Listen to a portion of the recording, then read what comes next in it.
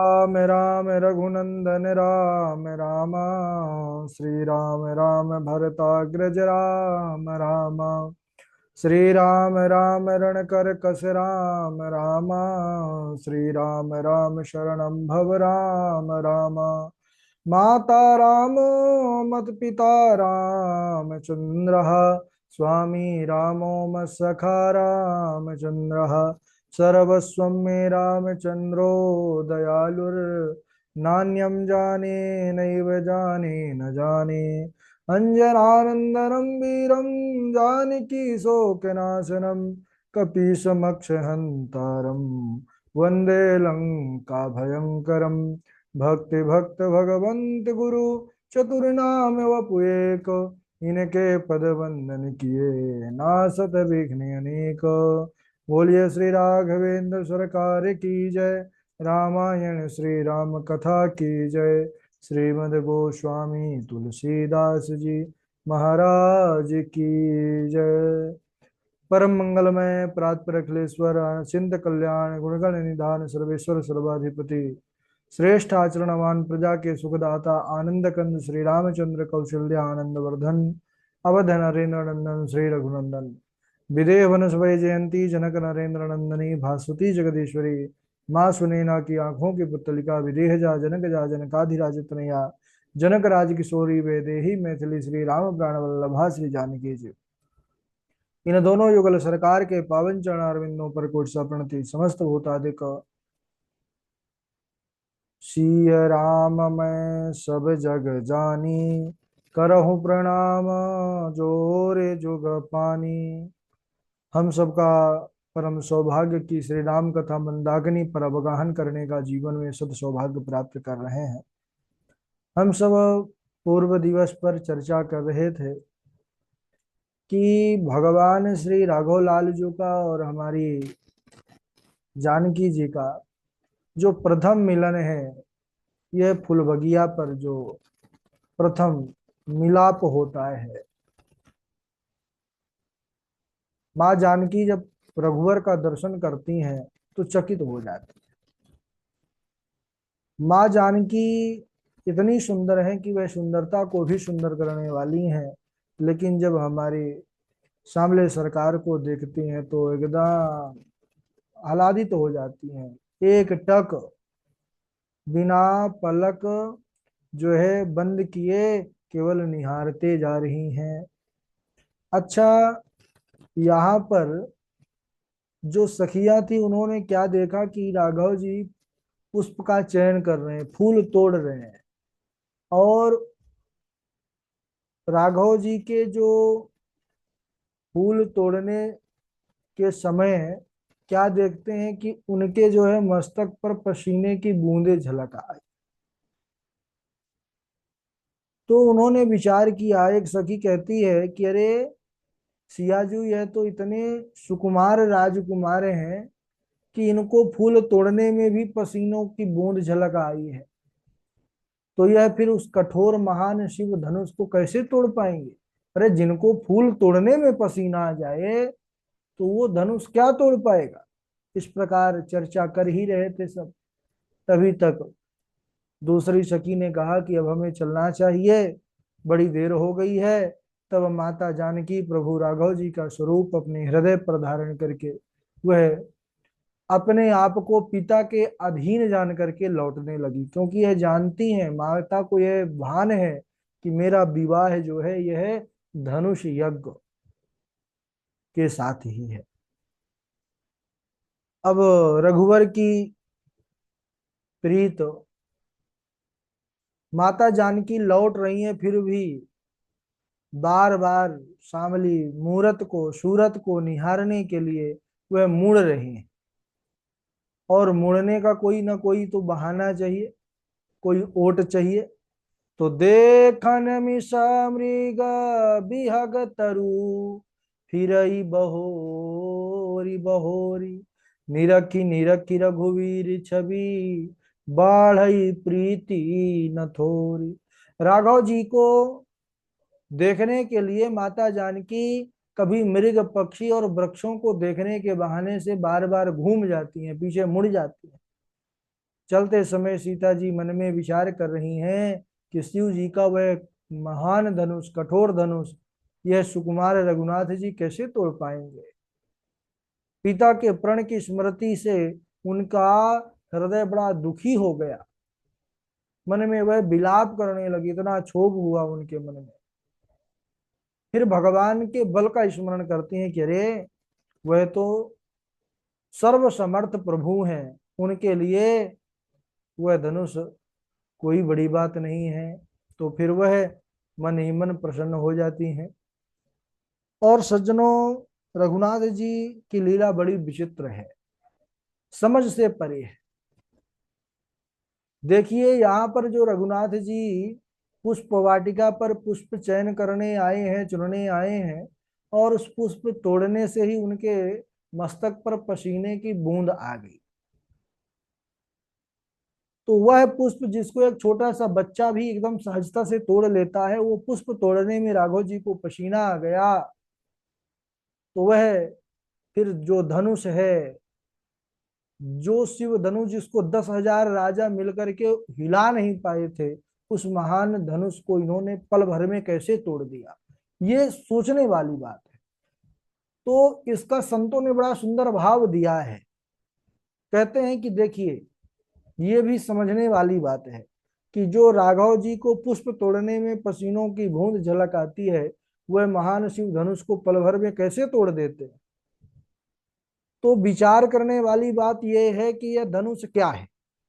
ये धनुष है, संत कहते हैं ये धनुष है अहंकार का प्रतीक।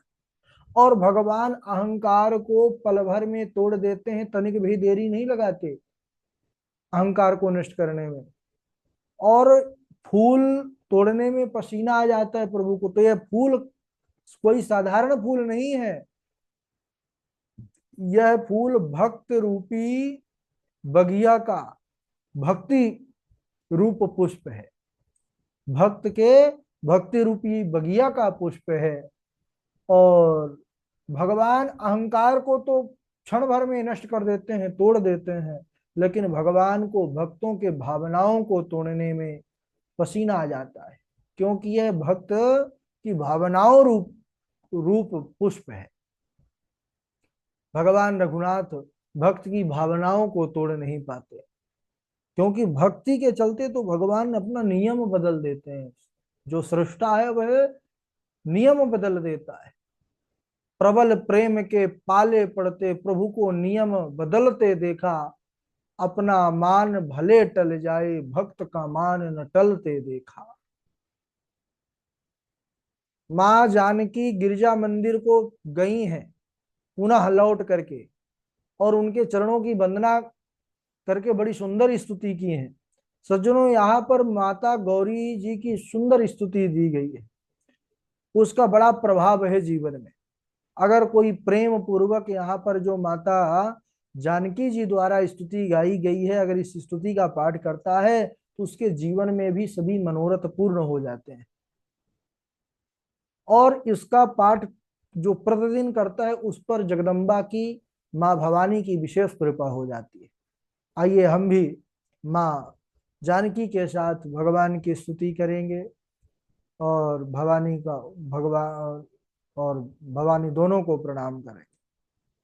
बड़ा सुंदर यहाँ पर स्तुति है कि जय जय गिरिवर राज किशोरी, जय महेश मुख चंद्र चकोरी, जय अम्बे माँ जय गौरी माँ, अटल सुहागन जय गौरी माँ। जय जय गिरिवर राज किशोरी, जय महेश मुख चंद चकोरी, जय अम्बे माँ जय गौरी माँ, अटल सुहागन जय गौरी माँ।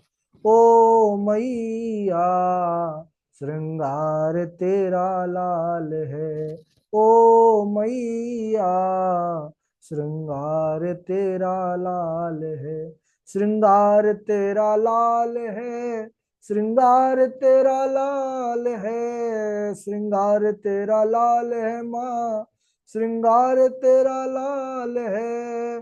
जय गौरी माँ, श्रृंगार तेरा लाल है। जय जय जय गज बदन सडानन माता, जगति जननी दामिनी दुति गाता।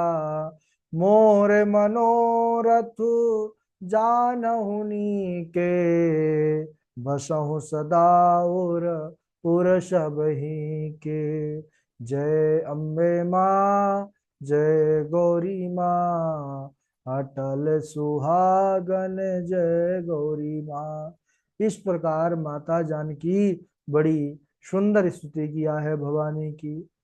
सीता मैया जब भगवती की ऐसी सुंदर स्तुति किया है तो माँ जगदम्बा बड़ी प्रसन्न हो गई। निवेदन करती हैं कि हे मैया भवानी, आपसे कुछ छिपा नहीं है, आप तो सबके हृदय पर विराजमान है, सबके अंतर मन की भावना को आप जानने वाली हैं। मेरा भी मनोरथ आप भली भांति रूप से जानती हैं, इसीलिए मैं उसको प्रकट नहीं करती। आप मुझ पर कृपा कीजिए। और माता गिरजा के चरणों को मैया जानकी पकड़ लेते हैं। यहाँ पर विशेष ध्यान देने वाली बात है कि लोग कहते हैं, है ना, और सनातन धर्म हिंदू धर्म के लोगों को विशेष, कि अरे भाई आप लोग तो पत्थर की पूजा करते हैं। हिंदू में भी कई ऐसे, है ना, राक्षस हैं जो महाराज इसका इस प्रकार हिंदू होकर के भी वह एक कलंक रूप में है। वो कहते हैं कि पत्थरों की पूजा क्यों करते हैं, दान क्यों करते हैं, धर्म क्यों करते हैं। तो देखिए, सबसे पहली बात तो उनका जो ये कहना है वह निरर्थक है, प्रलाप है, वृथा प्रलाप। क्योंकि हम सब पत्थर की पूजा कभी नहीं करते। तो किसी ने कहा महाराज ये मूर्तियां जो होती हैं वो पत्थर की ही तो होती हैं। तो देखो भैया, पत्थर की होती हैं, क्या हम सब पत्थर के नहीं हैं? हमारा भी शरीर तो क्षिति जल पावक गगन समीरा 5 तत्वों से बना है। तो हम कब जो है मनुष्य माने जाते हैं, जो अपना कार्य करने में सफल हो पाते हैं, जब हमारे अंदर प्राण जब तक रहते हैं तभी तक हम संसार के द्वारा ग्राह्य होते हैं। प्राण जाने के बाद सब जो है भगा देते हैं, जल्दी जल्दी जो है संस्कार कर देते हैं। तो अगर शरीर को इतना महत्व था तो फिर भाई बाद में क्यों नहीं? तो शरीर का महत्व नहीं है, प्राण का महत्व है। ऐसे ही जब हम सब पूजा करते हैं ना, तो हम सब पूजा ऐसे किसी पत्थर को उठा करके नहीं करते हैं, है ना। पत्थर में भी हम जब उसकी विधिवत प्राण प्रतिष्ठा करते हैं, पूजा अनुष्ठान के द्वारा, एक वैदिक पद्धति के द्वारा, एक जो उसका विधान है, उस प्राण प्रतिष्ठा हम प्राणों का जब संधान करते हैं, तब वह फिर मूर्ति पत्थर नहीं रह जाती, उसमें देवत्व तो प्रकट हो जाता है। लेकिन यहाँ पर ध्यान देने वाली बात यह है कि जो पत्थर मानते हैं उनके लिए भी, कि अगर भावना प्रबल हो, भक्ति प्रबल हो, तो पत्थर भी पिघल जाता है। आज वह भवानी की मूर्ति महाराज करुणा स्वरूप होकर के पिघल गई, और माँ जगदम्बा प्रसन्न होकर के माँ जानकी को सुंदर आशीर्वाद देती हैं। क्या? सुनु सिय सत्य आशीष हमारी, पूजहि मन कामना तुम्हारी। सुनु सिय सत्य आशीष हमारी, पूजहि मन कामना तुम्हारी। हे सीता जी, हमारा सत्य आशीर्वाद है कि तुम्हारी मनोकामना पूर्ण होगी। इस प्रकार माँ जानकी जी के हाथों पर उन्होंने अपना जो है स्वयं गले का माला जो है प्रसाद रूप में दे दिया। तब माता जानकी बड़ी प्रसन्न हो गई और उन्होंने स्पष्ट कहा कि आपको वही मिलेगा जो आपके मन में बसा है, आपके मन के रघुनाथ ही आपको मिलेंगे। अरे मनु जाहि राच्यो में लाही सो बरु, सहज सुंदर सांवरो, करुणा निधान सुजान शील, स्नेह जानत रावरो। एहि भांति गौरी शीस सुनि सिया, सहित हर सियली, तुलसी भवानी पूजी पुनि पुनि, मुदित मन मंदिर चली। हाँ, मुदित मन मंदिर चली। सीता जी ने माता गिरिजा के वचन को जब सुना तब बड़ी प्रसन्न हो गई हैं, बार बार उनको प्रणाम करती हैं और अपने घर को लौट आई।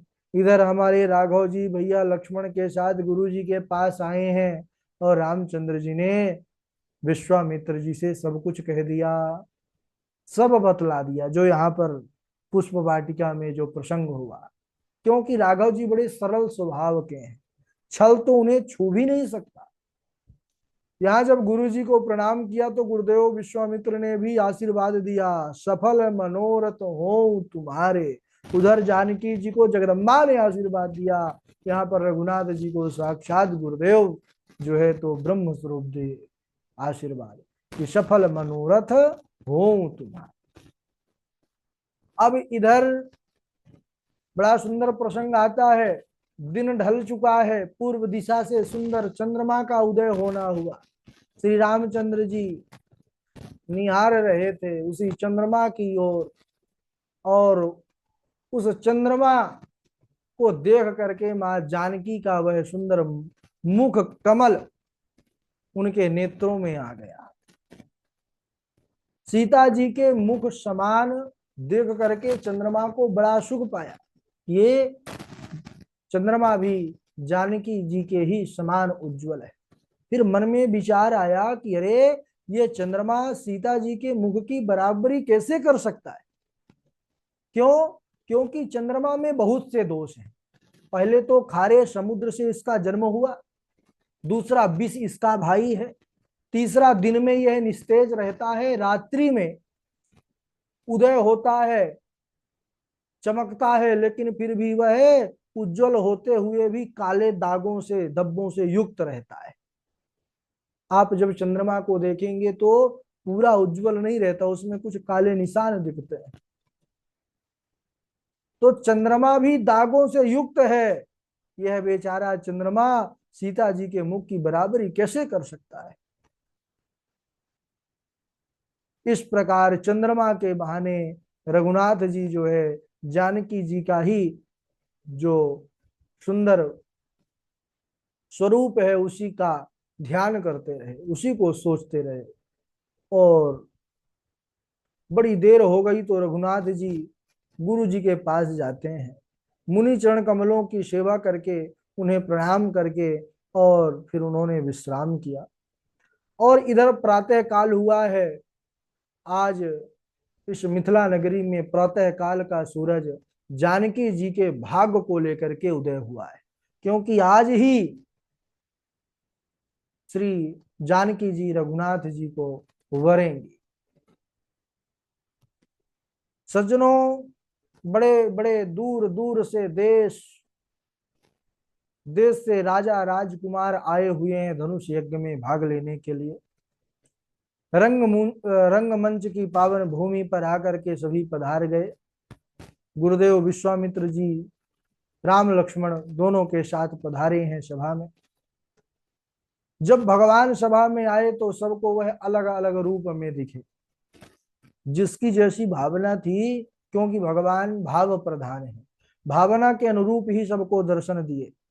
जो वहां पर दानव मानव का वेश धारण करके बैठे थे उन्हें भगवान काल के रूप में दिखाई पड़े। जो वहां पर ज्ञानी बैठे थे भगवान उनको परम तत्व के रूप में दिखाई पड़े। जो वहां पर भक्त बैठे थे भगवान भक्ति रूप में उसको दिखाई पड़े, भगवान रूप में दिखाई पड़े। अब महाराज जनक व माता सुनैना को भगवान उनके बेटे के रूप में दिखाई पड़े, जनकपुर वासियों को भगवान संबंधी के रूप में दिखाई पड़े। तो यहाँ पर वही भाव है कि जिनके रही भावना जैसी, प्रभु मूर्ति तिन्ह देखिए तैसी, राम सिया राम, सिया राम जय जय राम। जिनकी जैसी भावना थी उसी के अनुरूप भगवान उनको दिखाई पड़ रहे हैं। तो महत्वपूर्ण क्या है भगवान को देखने के लिए? भावना। हमारी भावना क्या है? यहाँ पर भगवान रघुनाथ जी गुरु जी के साथ बड़े सुंदर एक ऊंचे से विशाल सिंहासन आसन पर बैठे हैं। सब मंचन ते मंचु एक सुंदर विशद विशाल, मुनि समेत तो दो बंधु तहाँ बैठा रे महिपाल। तो विश्वामित्र जी विशेष अतिथि के रूप में है। दोनों जो भैया है प्रभु श्री राम जी और लखन जी, दोनों को और गुरुदेव को उस मंच पर बिठाला है महाराज जनक जी ने। श्री राघव जी भैया लक्ष्मण को देख करके जितने वहां पर राजा गण बैठे थे, राजकुमार थे, सब के सब उत्साहहीन हो गए। जैसे पूर्ण चंद्रमा के उदय होने पर तारे प्रकाशहीन हो जाते हैं, वैसे ही सब राजा सोचने लगे, हमको तो लगता है कि हम सबको ऐसे ही बुलाया गया है, सीता जी का विवाह तो जनक जी इनके साथ ही तय करके बैठे, तभी तो इनकी इतनी खातिरदारी कर रहे हैं, हम सबसे अलग इनका जो है तो स्वागत हो रहा है। अन्य राजागण कहने लगे कि अरे ऐसा नहीं हो सकता, हमको यहाँ पर तमाशा देखने के लिए थोड़ी बुलाया गया है, हम बताएंगे ये धनुष यज्ञ है, धनुष जो तोड़ेगा वही जानकी को वरेगा। किसी ने कहा कि पहले हम तोड़ेंगे, किसी ने कहा नहीं नहीं पहले मैं इसको उठा करके पल भर में तोड़ूंगा। ऐसे ही महाराज बातें होने लगी तरह तरह की। सब प्रकार के लोग थे महाराज, ज्ञानी लोग तो शांत थे, लेकिन ज्ञानी बस थोड़ी थे, वहां अभिमानी भी थे, है ना, दानव थे, मानव थे। तो सब अपने अपने तरह तरह की बुद्धि विवेक से बातें कर रहे थे। इसके बाद यहाँ पर बंदी जन आए हैं, जिन्होंने महाराज जनक की प्रतिज्ञा को सुनाया है। कैसी प्रतिज्ञा है, किस प्रकार फिर भगवान ने धनुष भंजन किया, बड़ी सुंदर लीला है ये। इसको हम अगले दिवस, आज यहीं तक समय हो चुका है। बोली राघवेंद्र सरकार की जय, रामायण श्री राम कथा की जय। बारी बारी से चौपाई, सबसे पहले इंदु पराशर जी हैं, पूर्वी जी हैं, और नीरज शर्मा जी माइक हैं। बंद कर दो। सुनाइए। राधे राधे गुरु जी, प्रणाम। राधे राधे। जो आनंद सिंधु सुख राशि, श्री करते त्रैलोक्य सुवासी, सो सुख धाम राम अस नामा, अखिल लोकदायक विश्रामा। दीन कहे धनवान सुखी, धनवान कहे सुख राजा को भारी, राजा कहे महाराज सुखी, महाराज कहे सुख इंद्र को भारी। इंद्र कहे चतुरानन सुखी, चतुरानन कहे सुख शिव को भारी। तुलसी जान विचार कहे, हरि भजन बिन सब जीव दुखारी। कोई तन दुखी कोई मन दुखी, कोई धन बिन रहत उदास, थोड़े थोड़े सब दुखी, सुखी राम जी के दास। राधे राधे गुरु जी। राधे राधे पूर्वी जी।